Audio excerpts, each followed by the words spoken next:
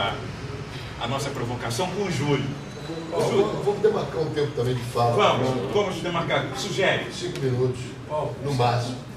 por favor, só para registrar e endossar a palavra de Paulo Roberto, o Instituto Nelson Mandela é a primeira instituição no Brasil e a segunda no mundo fundada dentro de uma unidade prisional, né? E isso tudo aconteceu com o apoio principal do IPCM, na época do presidente era Januário Garcia, que deu todo o apoio para a criação e iniciativa pioneira dessa instituição, acompanhada da professora Wanda Maria, Romão, enfim, IPCM está na história do Instituto Nelson Mandela.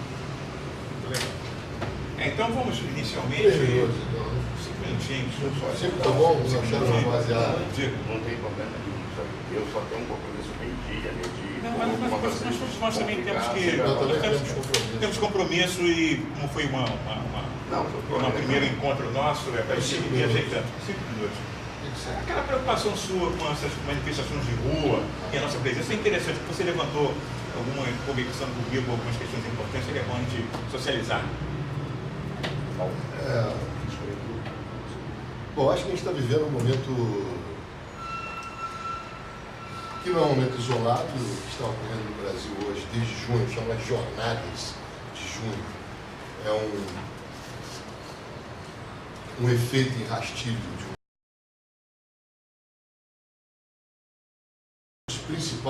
dois principais aspectos disso é uma explosão de uma nova classe média, que também não é privilégio do Brasil. Os países ditos em desenvolvimento estão vivendo isso. Da África, você tem uma explosão, especialmente na costa atlântica, Nigéria, Senegal, Costa do Marfim, Angola, uma explosão de classe média. Quer dizer, há uma melhoria na capacidade de resposta ao consumo, uma melhoria da qualidade de vida, que não implica necessariamente numa melhoria das condições humanas. O IDH permanece quase o mesmo, mas houve uma melhoria na capacidade de inserção no mercado, melhoria na capacidade de consumo em boa parte desses países considerados em desenvolvimento. África, América do Sul, Brasil e também alguns países da Ásia. Então isso fez com que uma parcela significativa que estava fora do consumo, e não é consumo só de mercadoria, consumo de informação, consumo de conhecimento, pudesse ter acesso a esse tipo de produto, ou pensar o consumo de maneira mais ampla. Isso no Brasil foi notório. Então, através, por exemplo, da internet, da aquisição de computador vendido pela Casa Bahia, em 36 parcelas, o computador começou a entrar nas favelas, começou a entrar nas populações de baixa renda, não só o computador, mas também o iPod. Quer dizer, música passou a ser algo importantíssimo de ser disseminado e produzido com o processo de miniaturização dos instrumentos de disseminação musical, e ainda os celulares. Você tem internet via celular, iPod, isso é importantíssimo. Eu acho que essas pequenas plataformas, esses meios estão fazendo, nos últimos 50 anos, uma revolução muito grande, e a gente muito tomado por uma tradição reducionista na análise do social, exclusivamente a questão da classe, nos perdemos um pouco nessa grande avalanche de transformação econômica e social e tecnológica, cultural, que marcou esse período. Então o Brasil é fruto disso. Eu acho que, grosseiramente falando, há esses aspectos importantíssimos no campo da tecnologia e da cultura que vão ajudar bastante a essa emergência. Está aqui o Luiz, certamente ele vai dizer claramente se eu estou exagerando ou não. É só olhar na comunidade a quantidade de pessoas portando celular com acesso à internet, a quantidade de pessoas dentro da comunidade que tem acesso a várias favelas. É impressionante como as pessoas têm esse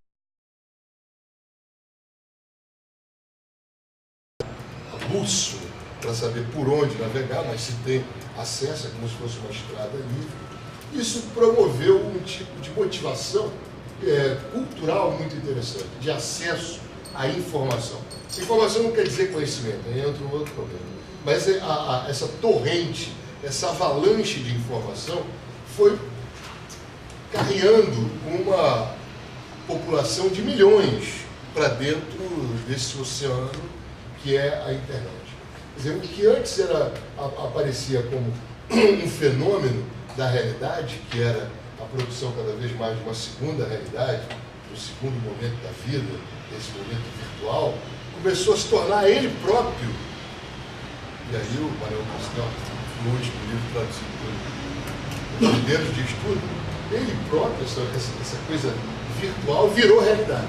Então deixamos de viver uma espécie de realidade virtual para viver a realidade do virtual, a realidade da virtualização.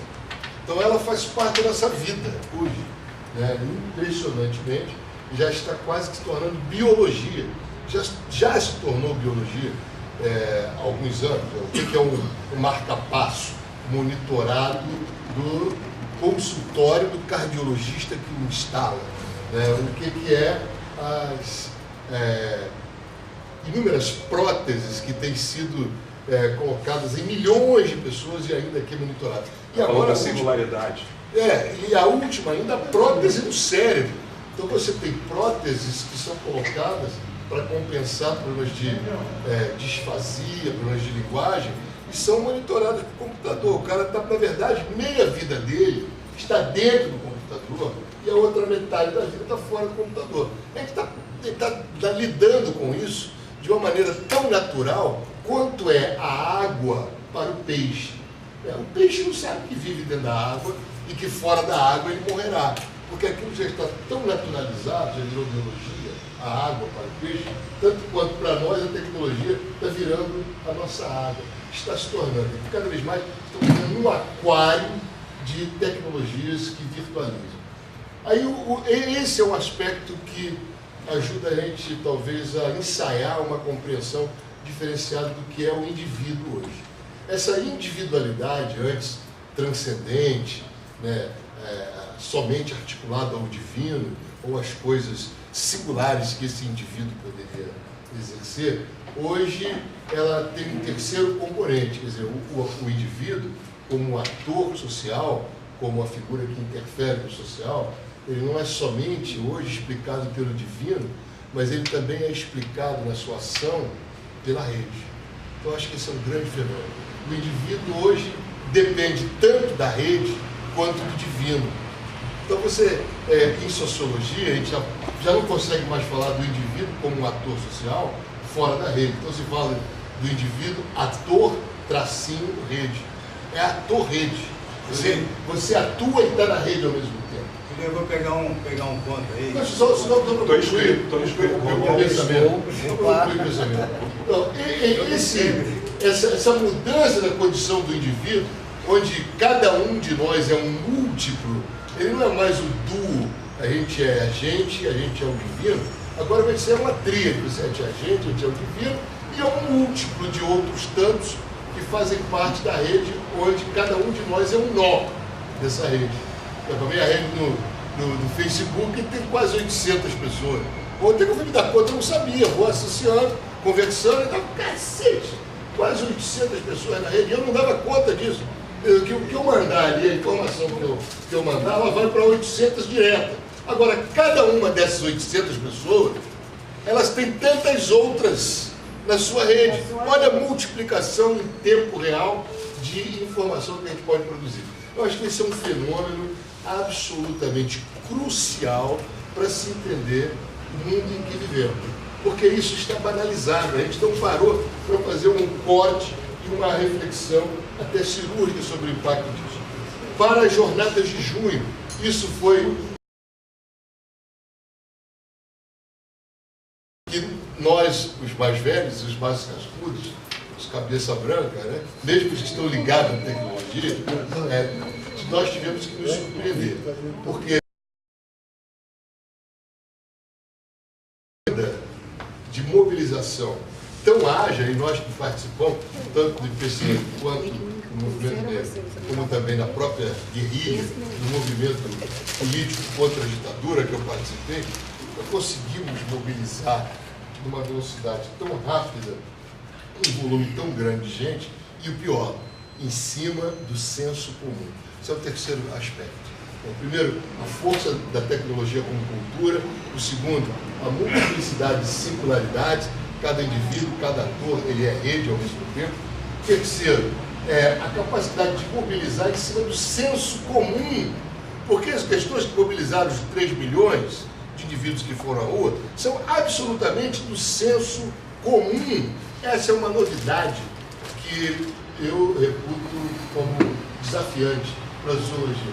O senso, nunca se imaginou que o senso comum botasse milhões de pessoas na rua. É senso comum falar de saúde, é senso comum falar de educação, é senso comum falar da corrupção. Só senso comum, ninguém falou em luta pela democracia, derrubada. Bom, aí é claro a revolução, derrubada do governo. Então ele colocou a palavra socialismo, no máximo globalização, ou antiglobalização, ou anticapitalismo, mas é o senso comum, isso me impressiona, é outra coisa banal que nos passou desapercebido. E essa evolução do senso comum, é claro que algumas regiões, como São Paulo e Rio de Janeiro, promoveram mudanças incríveis. Eu acho que a evolução em um mês do senso comum para uma luta contra a violência do governo evoluiu numa velocidade que para mim também foi surpreendente. Hoje a luta é totalmente política, saiu do senso comum, evoluiu numa velocidade tão rápida quanto foi a mobilização, e ela hoje está absolutamente politizada. Tornou-se uma luta pela derrubada do governo. Também outro desafio. Como eu estou querendo exercitar um pouco a saída da banalização. Nunca vimos uma luta em menos de 30 dias, porque a luta está em 60 dias, em cima da derrubada do governo. Ela não só saiu tão rapidamente e permaneceu tão longo período de tempo. E tão insistentemente. E até, claro, houve uma redução, o movimento ele respira, ele tem esse refluxo, né? Ele volta novamente com a adesão de novos atores, como agora são os professores, e tudo indica também, por incrível que pareça, a polícia civil, né? Então você tem a inclusão de novos atores que voltam e saem do cenário, mas voltam com esse mesmo gás político. Em termos de conjuntura política, nós estamos vivendo o que todo mundo está falando, está certo, crise de legitimidade. Mas é uma crise de legitimidade que nos coloca diante de um problema novo, que é, junto a essa crise de legitimidade política, está uma crise também nova para nós, um desafio muito grande, que é a crise da confiabilidade, não só nos partidos, como nas lideranças políticas. Deixa eu dar um cortezinho aí. Você já colocou uma matéria super interessante aqui da gente começar a debater. Registrar a presença aqui do professor Amaury Mendes Pereira. Nós estamos ao vivo. Fala isso, apresente-se. Eu sou Amaury, velha guarda do IPCN. Você foi mais minimalista do que eu. Tá certo. Vou passar aqui a palavra para o Medeiros e a gente vai encontrando um modelo de intervenção aqui. Ele mesmo tinha falado 5 minutos, como vimos, 5 minutos. Mas falou muito bem. Mas é o seguinte, a gente vai encontrando o modelo, né? O modelo do desenvolvimento dessas conversas nossas. Eu queria fazer um registro aqui do Amaury rapidamente, Medeiros, antes de você começar, porque essa nossa reunião aqui também muito se deve a uma conversa com o Amaury, né? Encontramos o Amaury ali no dia que comemorávamos 25 anos da marcha. O Amaury revelou o desejo dele de nos encontrarmos, de produzirmos um pouco de conhecimento, se possível, e sobretudo de retornar à nossa casa, o IPCN. Então, uma inspiração, tem muito dali que daqui a pouco ele vai estar com a palavra. Medeiros, Carlos Alberto Medeiros. Eu tinha pensado num tipo de intervenção, mas é claro que a fala do Julinho, tão rica, que abriu tantas possibilidades, eu não poderia deixar de refletir sobre elas também. Tem um aspecto interessante que o Julinho mencionou, eu rapidamente fiz uma intervençãozinha sobre singularidade, eu falei de singularidade, né? O Julinho não usou esse termo, mas ele falou desse fenômeno. E a singularidade existe toda uma corrente de pensamento aí de cientistas, né? Alguns que são considerados cientistas malucos, mas que na verdade o que eles dizem é o seguinte, que eles definem singularidade como uma passagem radical, um momento de ruptura radical na sociedade humana. Já aconteceram algumas no passado. E eles preveem que nos próximos anos vai acontecer uma singularidade que se traduz basicamente no que? Na fusão do homem com a máquina. Ora, o Julinho deu uma série de exemplos que isso está acontecendo. É uma pessoa que tem um implante mecânico, uma pessoa que tem, imagine um chip no cérebro que ajudasse a melhorar a memória das pessoas. Todo mundo não gostaria de ter. Isso é impossível? Não. Então ele diz que chega um momento, eles preveem a chegada do momento em que homem e máquina se fundem. É algo muito interessante para a gente refletir. Quando você fala, não se fala mais em dependência da máquina. Não. O marco disso é o momento em que a máquina começar a se reproduzir a si mesma. As máquinas puderem fabricar máquinas. E dizem então que está se aproximando muito rapidamente. E aí essa fusão com o ser humano. Agora, essa questão das manifestações, que era isso que eu queria falar mais, e é claro que eu venho com esse material que o livro me proporcionou. Foi muito oportuno esse livro. Na verdade, eu acabei de traduzir, mais ou menos no momento em que começavam as manifestações, e aconteceu que o Castells veio ao Brasil, e ele pôde fazer esse pós-fácil, a edição brasileira. E o que ele mostra, então, que aconteceu no mundo inteiro, em vários lugares do mundo, Primavera Árabe, Indignados na Espanha, o Occupy Wall Street, foram movimentos, então, mobilizados pelas redes sociais. Mas todos eles, e isso não aconteceu no Brasil, a não ser num caso muito específico, aqui no Rio de Janeiro, que eles se caracterizam pela ocupação do espaço público, ou seja, a rede serve para mobilização, mas a rede não serve para tomada de decisões. A tomada de decisões é feita no espaço público, que era a Praça Tahrir, lá no Egito, a Praça Catalunha, em Barcelona, o Zuccotti Park, em Nova York. Nesses lugares e em outros lugares do mundo, sempre houve esse espaço, ocupados por semanas, ocupados permanentemente, por semanas, por meses, havendo choque com a polícia ou não. E o que acontecia, então, que esse processo de tomada de decisão é um processo fundamental e muito complicado, porque, na verdade, ele exigia assembleias permanentes, na medida em que não há líderes reconhecidos, não há porta-vozes, todas as pessoas têm o direito de se manifestar. Nos Estados Unidos, eles tiveram que criar, inclusive, um código de sinais manuais. Sim, não, quero falar, coisa desse tipo, para facilitar esse processo, que era um processo complicado e que envolvia até a tomada de decisões sobre coisas aparentemente banais, como condições de higiene desses acampamentos. E agora, curiosamente, aqui no Brasil, o único exemplo que a gente tem disso é um exemplo específico que não é um bom exemplo dessa rede, que é a história desse tipo de movimento, que é a história lá do Sérgio Cabral.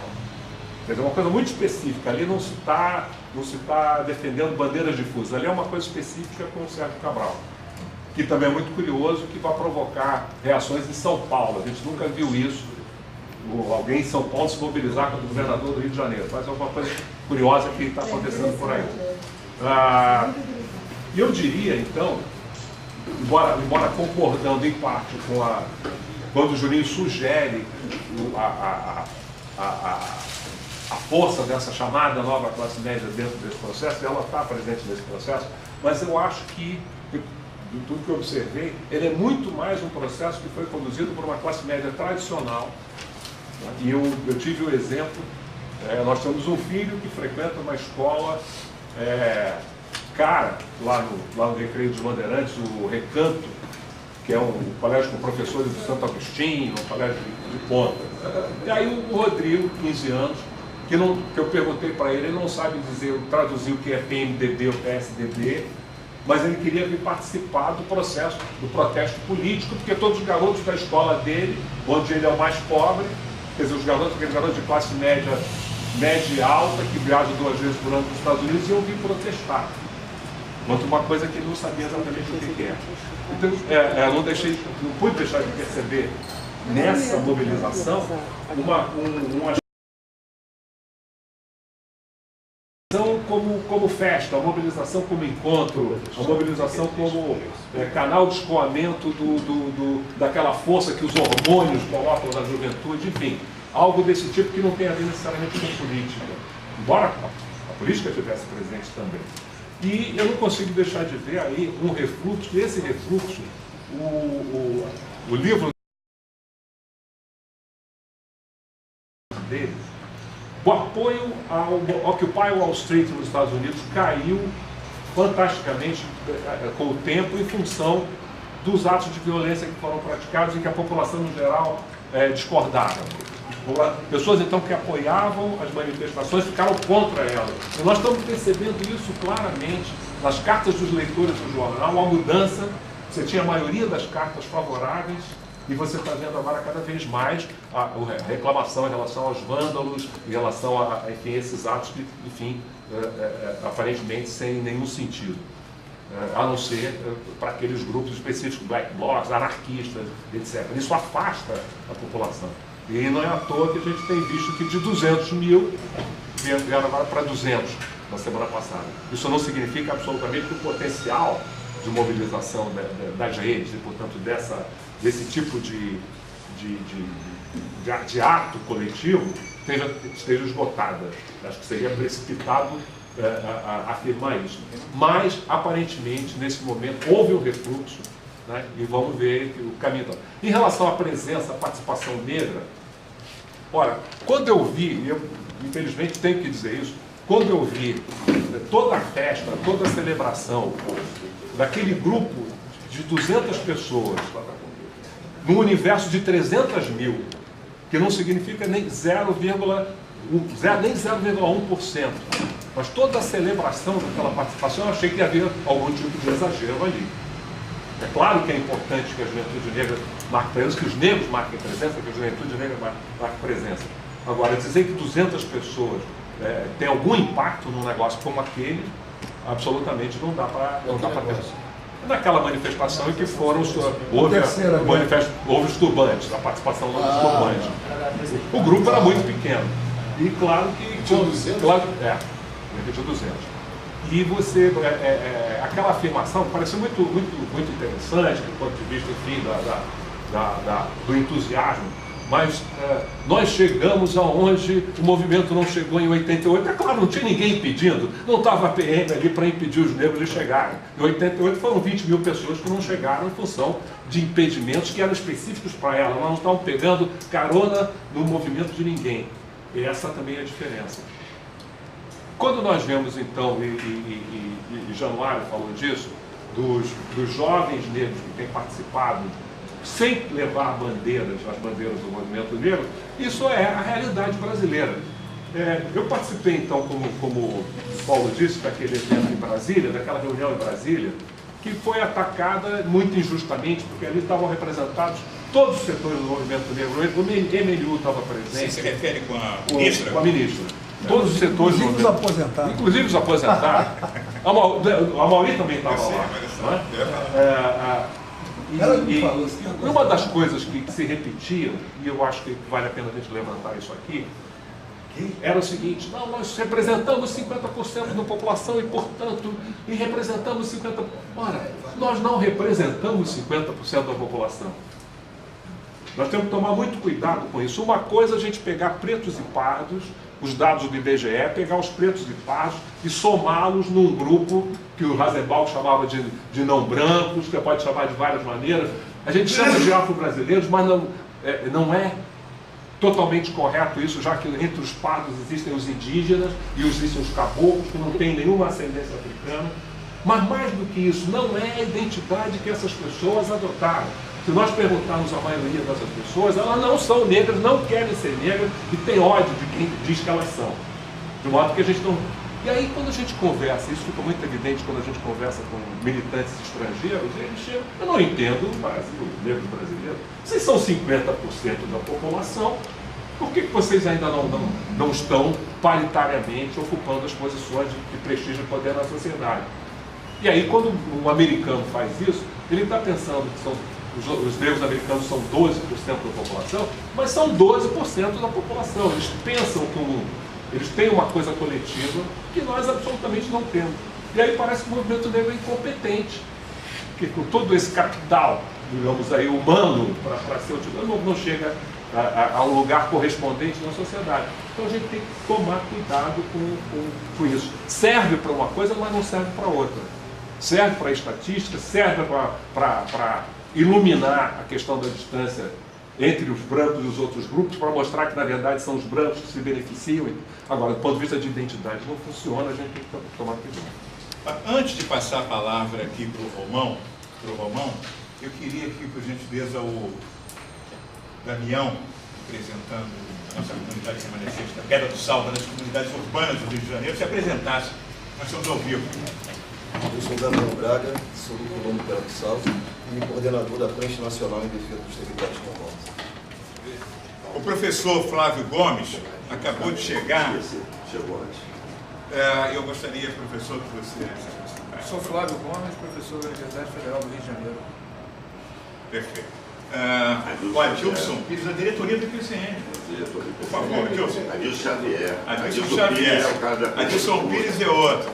Pô, não poluir o ambiente, por favor. Isso. Obrigado. Geralmente atrasado um pouco. Cumprindo minha função de pai, estava esperando minha filha lá embaixo, eu sou Adilson Xavier. Não sou eu aqui, sou eu. Ele é capaz de falar, cara. Vai, Adilson, se apresente. Eu faço parte dessa direção do IPCN do momento. Boa tarde.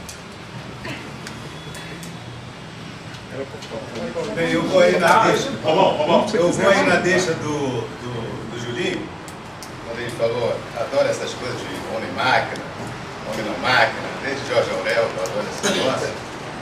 E interessante que aqui no Rio de Janeiro,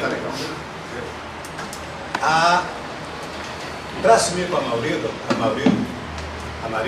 a primeira coisa que eles fizeram foi desligar o GPS, quebrar as câmeras. Deram azar que tinha um rádio aí. Não dá para saber que só não foram em São Gonçalo e Niterói, os feitos sequestradores da van. Então, me parece que as pessoas, de repente, estão sacando o que é tecnologia desse lado de cá. Porque do lado de lá já tem.